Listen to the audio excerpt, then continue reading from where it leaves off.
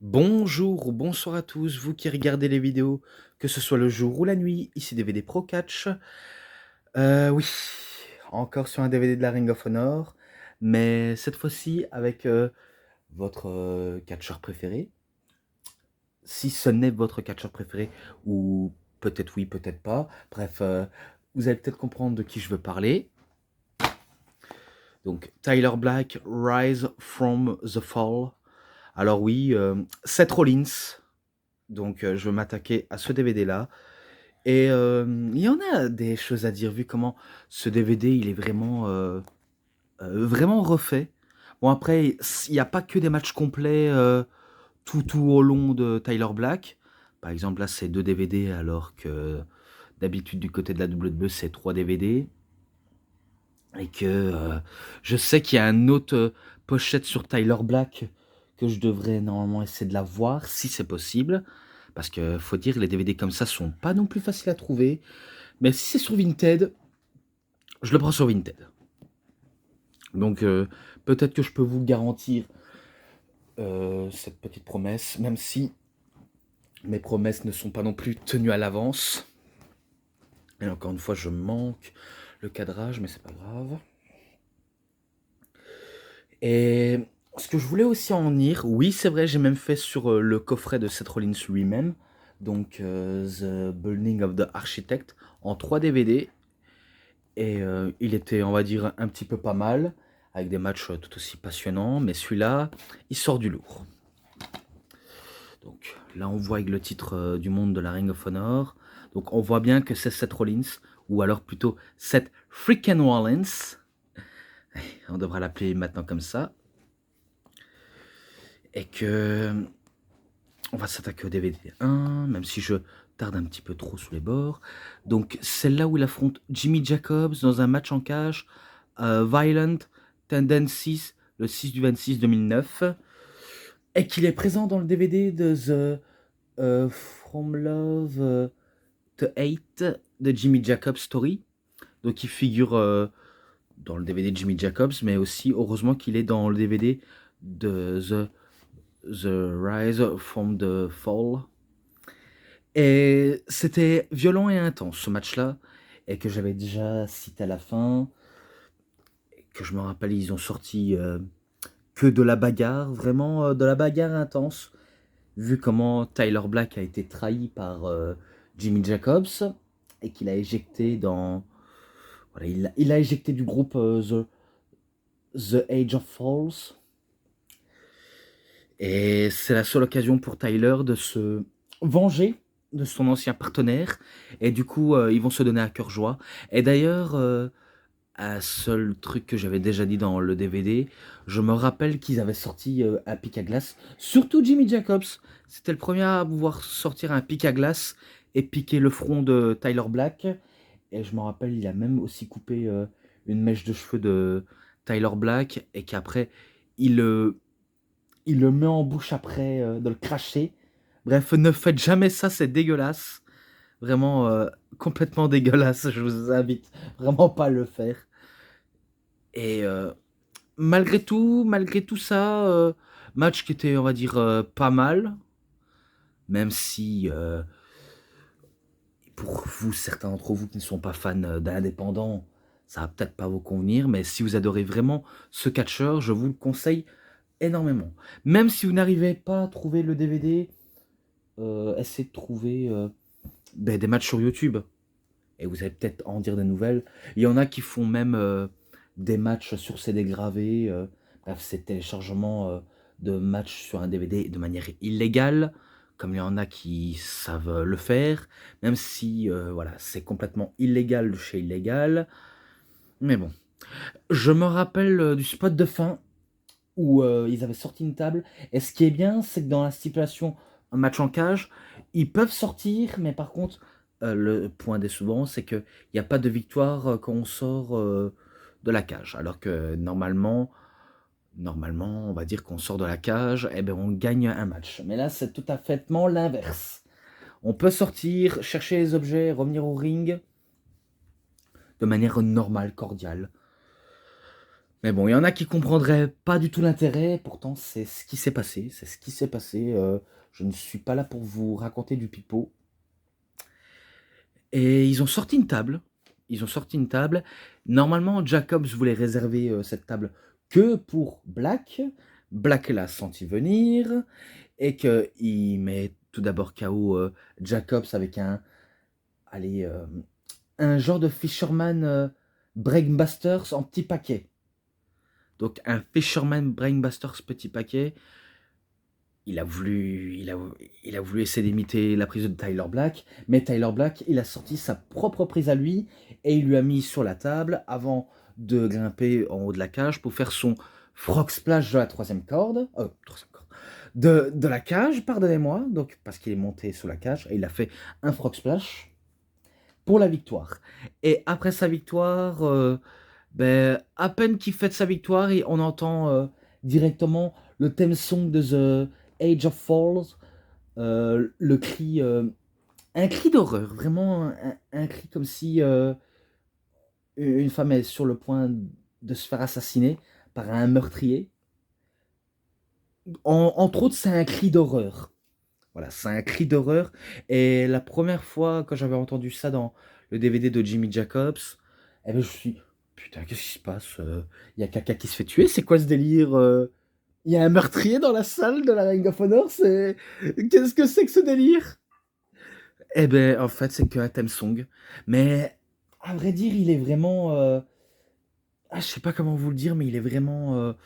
ça casse les oreilles. Et en plus, ça fait froid dans le dos, rien qu'à entendre ça. Eh ben, entre autres, il y avait les gars de The Age of Falls. En plus, c'était plusieurs mecs cagoulés, masqués. Euh, Peut-être pas un peinturluré, mais je sais bien qu'ils arrivent en masse pour Tyler Black, pour démolir Tyler Black. Et d'ailleurs, c'est ce qu'ils vont faire. Tandis que Jimmy Jacobs, il se remet à se relever en prenant le micro, en disant qu'il est banni à vie de The Age of Falls et que quoi qu'il advienne, eh ben, il se fera tabasser par The Age of Falls forever. Forever. Donc en gros, il fait un peu une Terry Funk. Mais sauf que c'est à sa manière à lui de crier de manière très, très, très, très, très, très énervé. Il le crie de manière énervante. Et du coup, ça s'arrête ici. Et Jimmy Jacobs, il sort de la cage comme si c'était le vainqueur, alors qu'en vérité, c'est le perdant. Mais bon, ce match-là, je lui avais mis 4,20. Je lui ai mis ça. Et maintenant, il affronte Kenta. Et c'était à End of the Age, le 6 du 27 2009. Intéressant de voir ce match-là. Vraiment intéressant. En plus, c'est rare que Kenta et Seth Rollins s'affrontent. Vraiment, c'est tellement, tellement rare. Et c'est ce qui s'est, on va dire, eu dans le match. Ils ont sorti que de la psychologie, de comment ils vont, on va dire, prendre le dessus sur l'un et sur l'autre. Et ça partait vraiment du Pro Wrestling Style. Ça part du côté Puro. Et pourtant, je ne sais pas pour vous dire si ce n'est que le vainqueur du match, c'est Kenta. Après un long moment dans le match, eh ben, il arrive à sortir son Go to Sleep. Alors que Black, il a sorti l'un de ses meilleurs moves, hein, que ce soit le Phoenix Splash, le Poker Bomb du ring, ou alors Exploder Bomb du coin, Exploder Bomb Turnbuckle, avant de sortir des super kicks à gogo. Il a tenté... Il a tenté quoi encore, Seth Rollins? Entre autres, il a sorti que ça, en fait, en plein match. Et ça n'a pas, on va dire, servi à grand-chose pour mettre à terre et remporter la match sur Kenta. Ça n'a pas servi à grand-chose. Et pourtant, c'est Kenta qui arrive à avoir le dessus, avoir le dernier mot sur Black avec un Go to Sleep JTS pour la victoire. Et ce match-là, très bon, 4,5. Je lui mets ça. Et à la fin, preuve de respect, ils se serrent la main tous les deux. Et au moment où Kenta allait rentrer au vestiaire, encore le cri qui glace le sang de The Age of Falls qui arrive en masse. Donc oui, ce fameux cri. Et d'ailleurs, Si jamais vous êtes curieux de savoir l'entendre, le theme song de The Age of Falls, peut-être que je pourrais vous donner une indication. Si jamais vous allez sur YouTube, justement, justement en tapant ROH, The Age of Falls, donc pour The Age, T-H-E, pour Age, A-G-E, et pas J, G. Off, donc O-F, Falls, donc F-A-L-L. Si vous voulez ajouter un S à la fin, vous pouvez ajouter un S. Theme song, et vous allez l'entendre, vous allez voir, enfin vous allez peut-être l'entendre, c'est assez perturbant, hein. Certes, rien qu'à l'entendre dans l'arène, ça fait peur, mais sur Internet, enfin sur Internet, on est sur Internet, mais rien qu'à le voir, c'est pas que c'est effrayant, mais c'est, on va dire, ça casse les oreilles. Donc, je ne sais pas si vous me comprenez, mais en tout cas, pour moi, ça me semble plus clair de ce que je dis. Et du coup, ils étaient encore en train d'attaquer Black. Donc, ils arrivent en masse, voilà, en masse. On tabasse Black à tabac. Et je crois qu'il y avait Jacobs, Necro Butcher et d'autres types. Et ils ont voulu faire un remake, enfin, surtout Jacobs, il a voulu faire un remake au moment où il avait, on va dire, suspendu par les pieds Jay Briscoe, et que ce dernier se vidait de son sang en étant suspendu par les pieds. Et ben ils ont voulu faire ça aussi à Black, donc à Seth Rollins. Donc, mais par contre, Black, il ne s'est pas ouvert le front, hein. Donc il s'est pas ouvert le front avec une lame de rasoir en plein match. Mais ils ont voulu le suspendre par les pieds et faire comme si c'était la victime qui se fait, on va dire, assassiner par le baron du crime, parce que c'est vrai que Jimmy Jacobs, il a plus un style d'un baron du crime. Mais heureusement, il se fait sauver par El Generico et Kevin Steen, donc il se fait sauver par eux, et ça permet à Tyler Black de se réveiller, d'attaquer Jimmy Jacobs, et d'ailleurs c'est ce qu'il va faire. Il va faire un Fisherman Brainbusters en petit paquet, mais sauf qu'il ne fait pas le tomber. Et un coup qu'il a réalisé qu'il est KO, eh ben, il va le suspendre à son tour par les pieds. Donc il suspend Jimmy Jacobs en hauteur.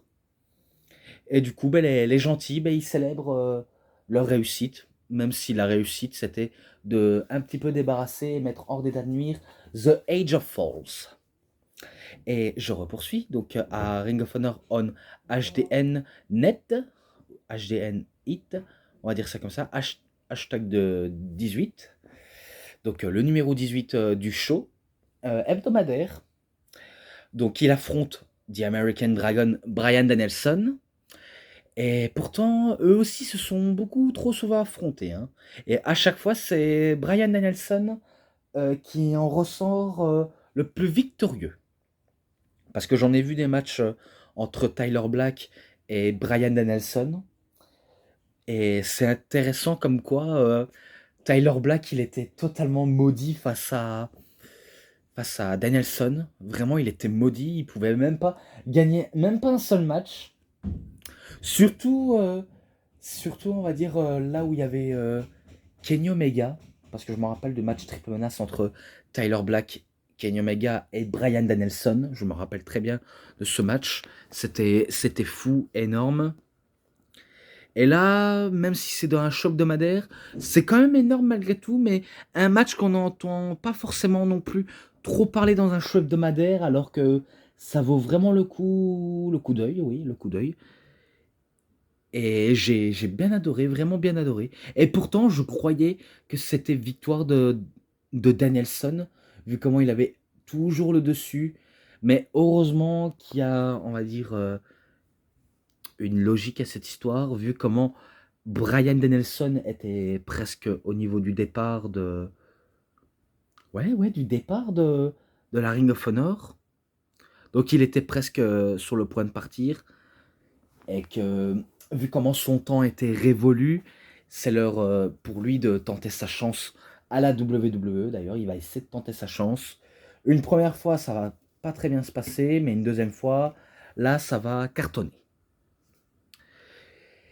Et bon, allez, je vais spoiler la fin. Je me rappelle, même si Danielson a tenté à plusieurs reprises, tenté son Crapplefilation et tenté ses fameux coups de tonitruant sur Black, mais Black, il résiste à chaque coup de coude et chaque tentative de technique de la part de Danielson. Donc il va au contre, il va à la bagarre, à la défensive, vraiment. Et c'est à cet instant-là où il fait son poke-bomb, super kick. Et à la fin, Fisherman Brainbusters en petit paquet. Et il arrive à avoir la victoire sur Danielson. Donc étonnant de voir sa victoire sur Danielson. Très très très étonnant. Et je crois que c'est sa seule victoire sur lui. Après que, voilà, on sait qu'à la WWE, ils vont s'affronter. Et que c'était toujours Daniel Bryan qui a eu le dessus sous Seth Rollins, mais après, quand Seth Rollins remonte en puissance, eh ben, c'est notamment Rollins qui arrive à battre son éternel rivaux, parce que oui, ils sont un peu rivaux quand même, Danielson et Black. Mais bon, 4,50, je lui mets ça d'office sans regret.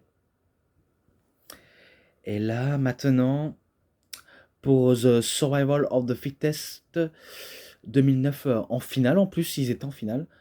Justement dans ce show-là, le 10 du 10 2009, donc ils étaient en octobre, voilà, le 10 octobre 2009, et l'un l'un des deux va repartir avec la victoire, mais moi je connais directement le résultat d'avance, mais que je suis obligé de vous le raconter tout de même. Mais après, le match était très rugueux, hein, et avec Roderick Strong, ouais, parce que c'est avec Roderick Strong, eh ben, ça va directement dans le craquage de dos, hein. Vu comment sa spécialité c'est craquage de dos après craquage de dos, même quand il suffit de faire des gros moves brutaux, il peut faire des moves brutaux et des coups assez puissants. Alors que Tyler Black, lui c'est plus dans le côté agilité, euh, agilité, un peu dans la manière défensive pour s'en sortir dans les situations très difficiles, même si c'est pas le terme que je voulais aborder, mais il faut dire, je parle tellement que je dis n'importe quoi. Mais entre autres, un final assez très disputé, très très très très disputé entre lui et Strong, et que à la fin, c'est Tyler Black qui a le dernier mot. Voilà. Avec des multiples super kicks, Fisherman Brainbusters package, quoi. On va dire ça comme ça. Et des super kicks, des poke-bombs, des phoenix splash. Bref, il aura tout tenté. Et heureusement qu'il a réussi à le battre avec, bien sûr, bien sûr, bien sûr, bien sûr, avec le Fisherman Brainbusters package. Et que c'est lui qui remporte la finale. Et peut-être avoir une chance au titre de Austin Harris. Oui, oui, oui, oui. Donc ce match-là, 4,20. Oui, je sais, encore 4,20, mais pourtant, j'avais décidé ça, même s'il est quand même énorme. Vraiment énorme.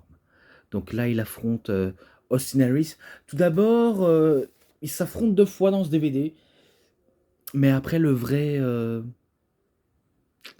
sais pas, le vrai match, je pense que c'est là où ils s'affrontent pour la première fois.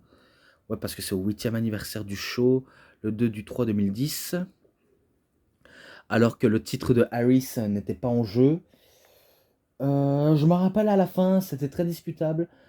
Et que, vu comme le match avait duré très très longtemps, Harris avait allumé un arbitre. D'ailleurs, n'importe quel arbitre qui vont arriver, ils vont se faire allumer par Harris. Mais à la fin, Black, il en a eu marre de vendre les coups de Austin Harris. Il décide de l'assommer à son tour avec le coup de ceinture.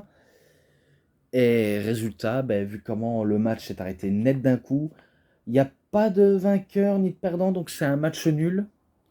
Donc c'est tout ce que je peux dire, match nul. Et ce match-là, 4,20. Oui, encore, je sais. Et là, ils s'affrontent pour la deuxième fois, mais là pour le titre mondial. Et c'est là où Tyler Black va capturer pour la première fois son premier titre mondial à la Ring of Honor. Alors qu'il y avait Kenny King et Roderick Strong aux commentaires. Et bien sûr, il y avait James C. Cornette, donc Jim Cornette, qui était aussi à la Ring of Honor. Et que il agissait un peu comme un general manager ou un propriétaire de la structure, alors que voilà, son rôle c'est un peu le management, comme on peut le dire si bien. Mais bon, ils ont tout tenté, même Harris a tenté de conserver son titre par n'importe quelle façon, et à mettre à mal le Rollins, hein, parce qu'il le met vraiment à mal, il le domine, l'air de dire non, il ne mourra pas, il va pas prendre mon titre, c'est mort d'office. Sauf c'est ce qu'il croyait. Il se croyait vraiment vainqueur dans cette histoire. Alors que c'est totalement le contraire. Il a un peu sous-estimé Rollins. On va pas se le mentir, il a sous-estimé. Et je me rappelle, ben, vu comment il remonte en puissance avec des multiples super kicks, vraiment il tente tout. Et à la fin, Fisherman Brainbusters Package pour la victoire à la fin.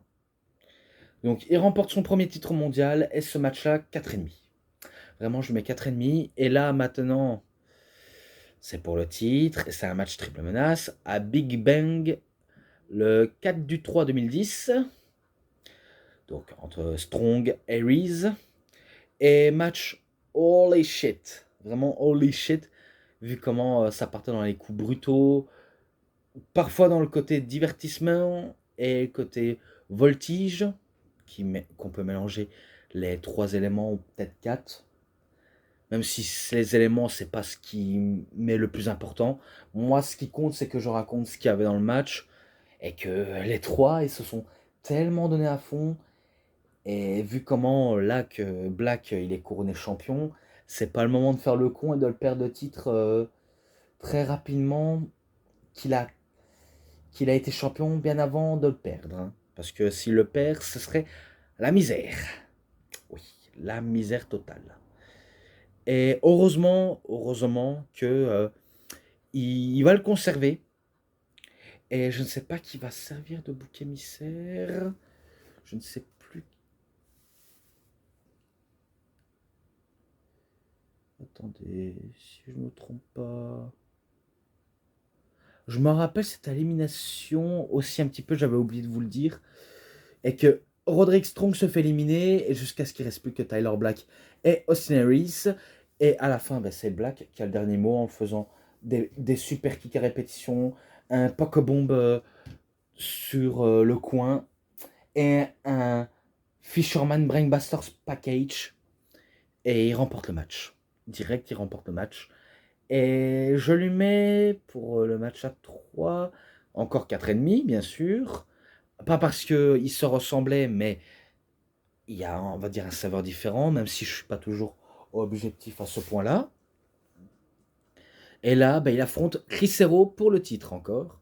Donc à Bitter Friends, Stiffer Enemies 2, donc le 4 du 24 2010.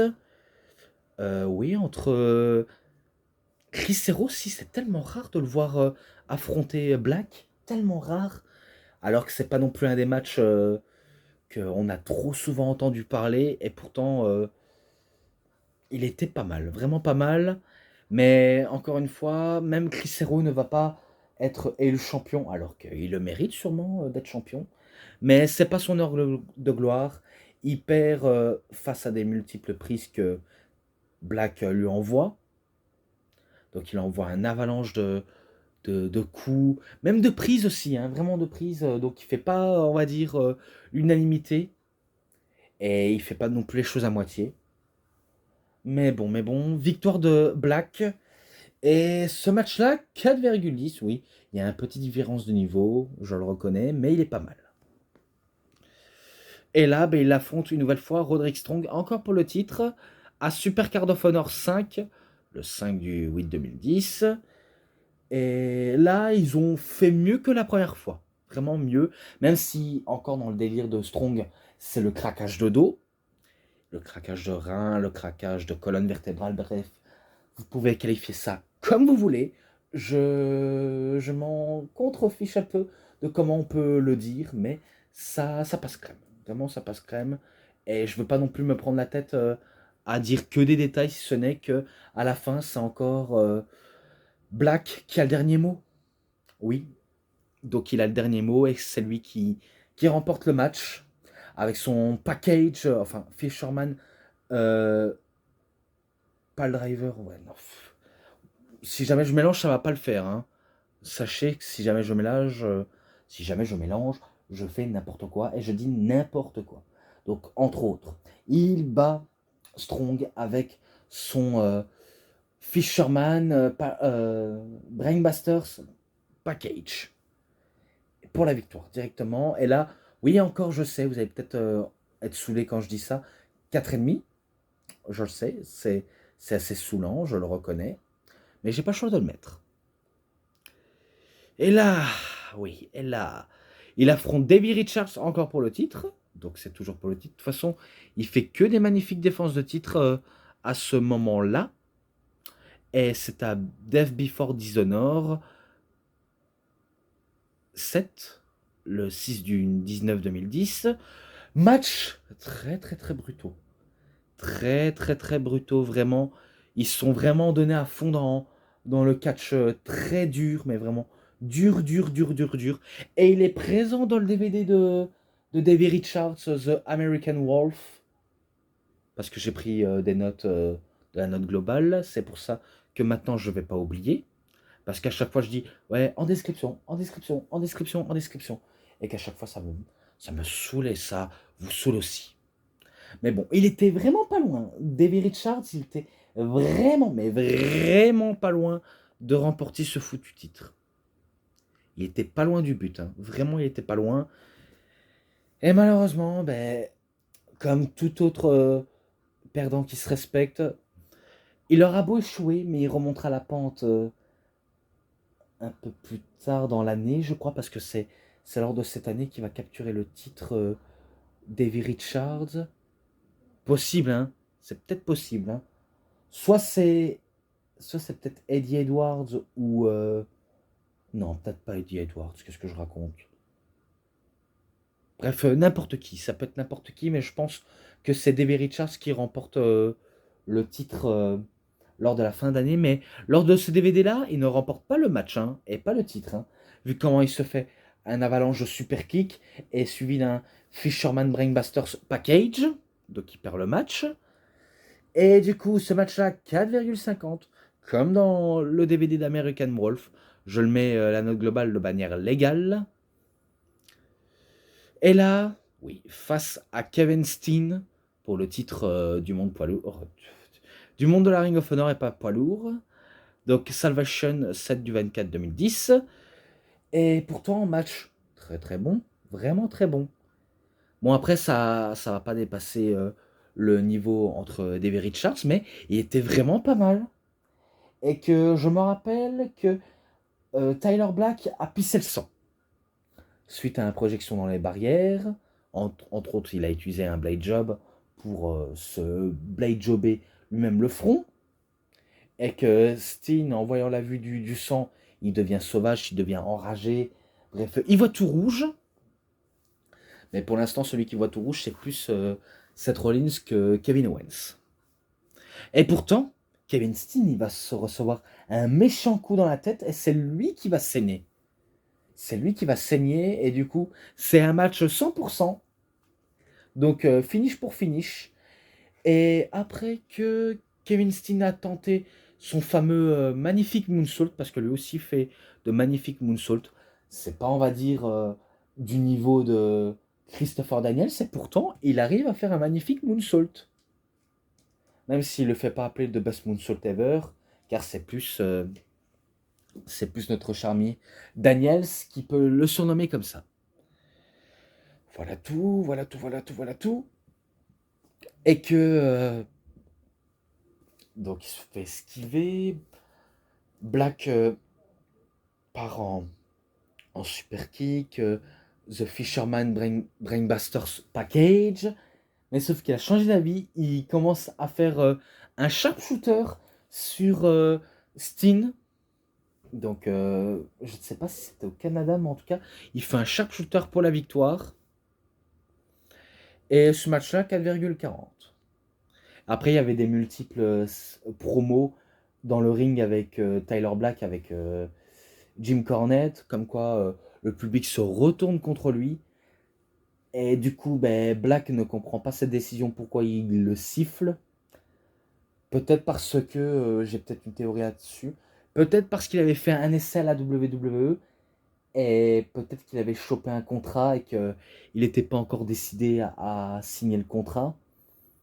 Peut-être que lorsqu'il serait plus champion, que quelqu'un aurait le privilège de le battre, et ben là, il peut faire son dernier match et repartir à la WWE.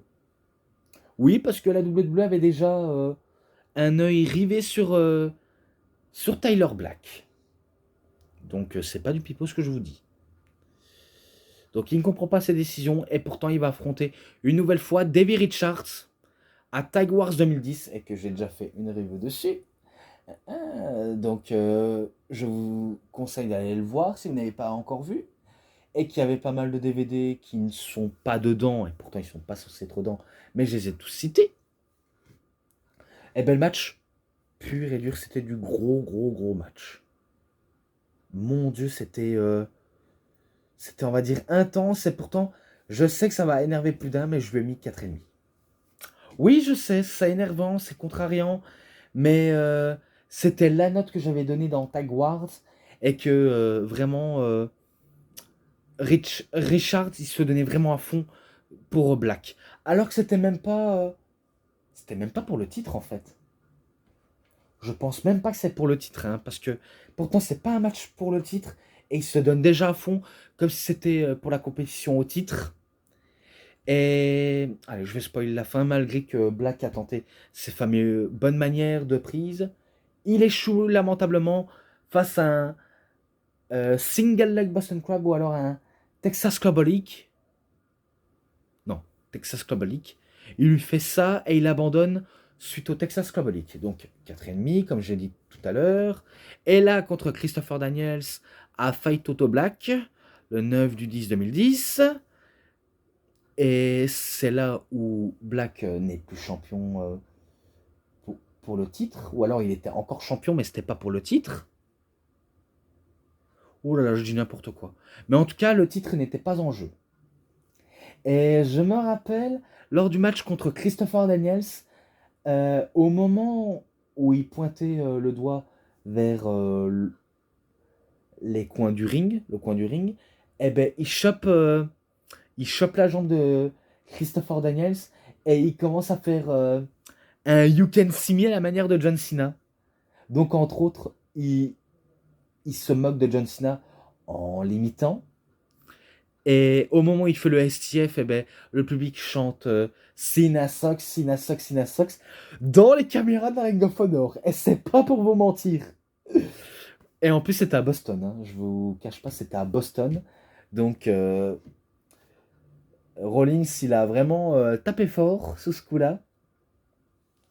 Surtout en imitant John Cena, en disant You Can See Me. Bref, je me rappelle très bien qu'il avait effectué. Bon, après, le match était un peu trop long.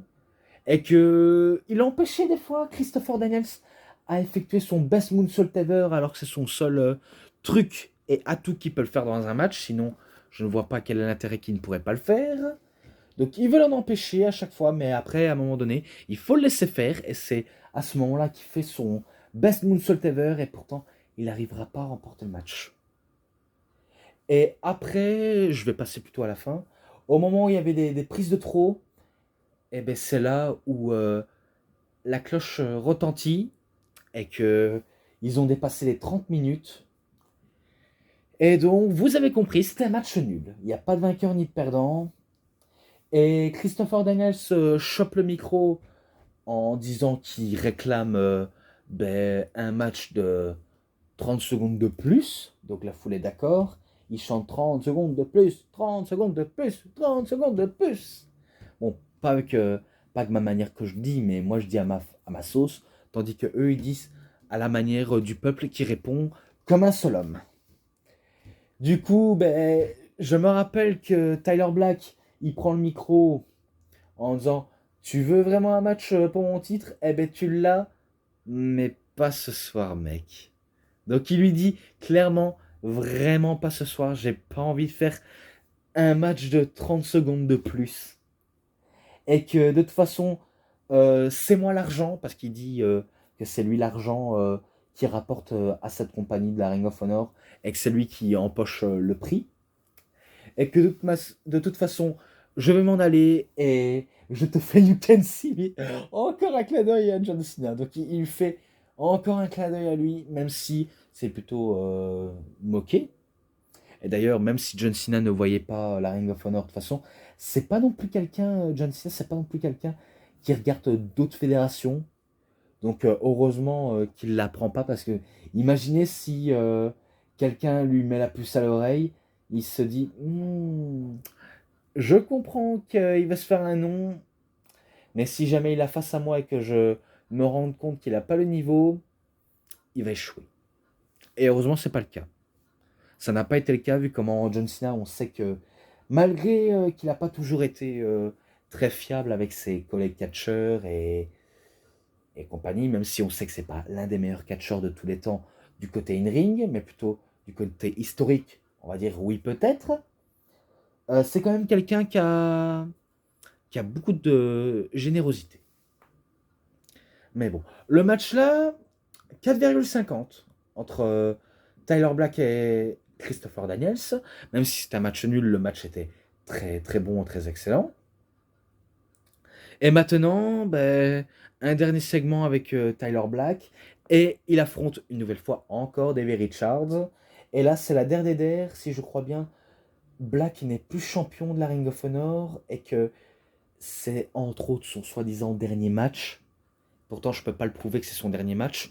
Mais je me rappelle que des coups, que des prises. Et à la fin, c'est Davey Richards qui a le dernier mot avec un Texas Club League.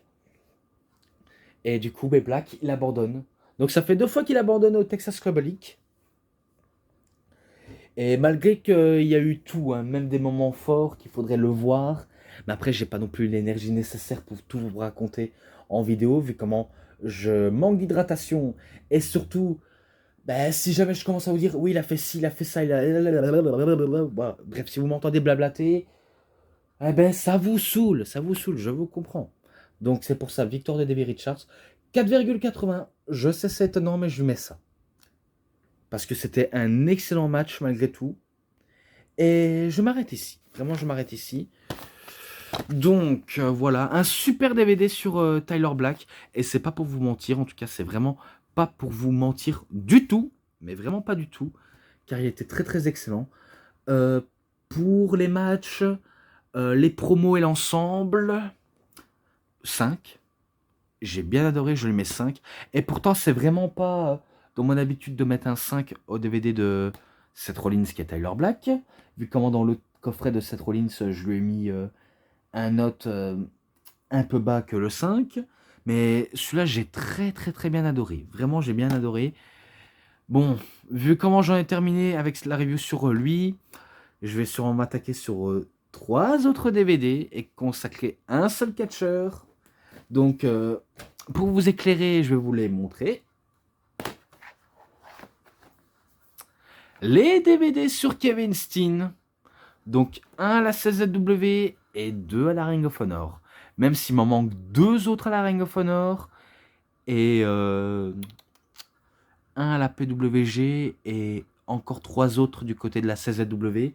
Je pense qu'il m'en manque pas mal du côté de Kevin Steen, vu comment j'ai le coffret de Fight Owens Fight, l'histoire de Kevin Owens. Et bien sûr, les DVD comme ça, je les mettrai avec les catcheurs. Hein. Le même catcheur, je les mettrai avec les mêmes catcheurs. Hein. Mais bon, je vais m'attaquer. Je pense que ça va un petit peu prendre un peu plus de temps que d'habitude. Oui, je sais, je peux pas vous le promettre de faire plus court parce que déjà, faut avoir l'énergie. Donc pour ça, il me faut un peu plus de temps. Et c'est tout. C'est tout pour cette review, c'était DVD Pro Catch. J'espère que ça vous aura énormément bien plu. Et si vous avez aimé cette vidéo, vous savez ce qu'il vous reste à faire. Likez la vidéo, commentez, partagez, abonnez-vous à ma chaîne, cliquez sur la petite cloche pour avoir plus des notifications des prochaines vidéos. Et moi je vous dis bonne journée, bonne soirée à tous. Au revoir tout le monde pour une prochaine vidéo. A plus à tous les fans de catch. Allez, bye bye tout le monde.